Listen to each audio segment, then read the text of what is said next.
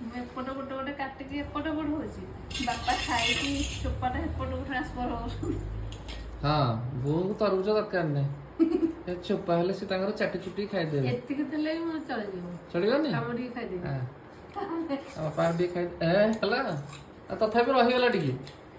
ତାହେଲେ ଗୋଟେ କାମ କଲେ ହବ, ଗୋଟେ ତରଭୁଜ ଦୋକାନ ହେଇଠି ନେଇକି ତରଭୁଜ ଦୋକାନ କାହିଁ ଯିବା, ସବୁ ଅଳିଆ କୁଣ୍ଡ ବୁଲିବା, ଯୋଉଠି ଯୋଉଠି ତରଭୁଜ ଚୋପା ପଡିଥିବ ଚୋପାକୁ ଚାଟି ଚୁଟିକି ଆସିବ ରାମ୍ପିକି। ଆଉ ମୋର ଗୋଟେ ମାନ ସମ୍ମାନ ନାହିଁ, ମୋର ଗୋଟେ କିଛି ନାହିଁ। ତମ ମାନ ସମ୍ମାନ ଯଦି ଅଛି ଆମେ କାହିଁ ଦିନ ଦିପହରେ ଯାଇକି ଏ କାରବାର କରିବା? ଲୋକ ଶୋଇ ସାରିଲା ପରେ ରାତି ଅଧାରେ ଗଲେ କିଏ ଦେଖୁଛି? ଓହୋ ନାଇଁ, ସେମିତି ବି ଖରା ଦିନ ଦିପହରେ ସମସ୍ତେ ଘର ଭିତରେ ରହିବେ, ସୁନସାନ ରହିବ ରାତି ପରିକା। ଆମେ ମେନ୍ ଡିପୋକୁ ପଳେଇବା ଯୋଉଠି ମେଞ୍ଚେ ଅଳିଆ ପଡୁଛି। ଯେତେ ଖାଉଛି ଖାଉଥିବି। ହଁ, ଆମ୍ବ ସିଜିନରେ ଆମ୍ବ, ତରଭୁଜ ସିଜିନରେ ତରଭୁଜ।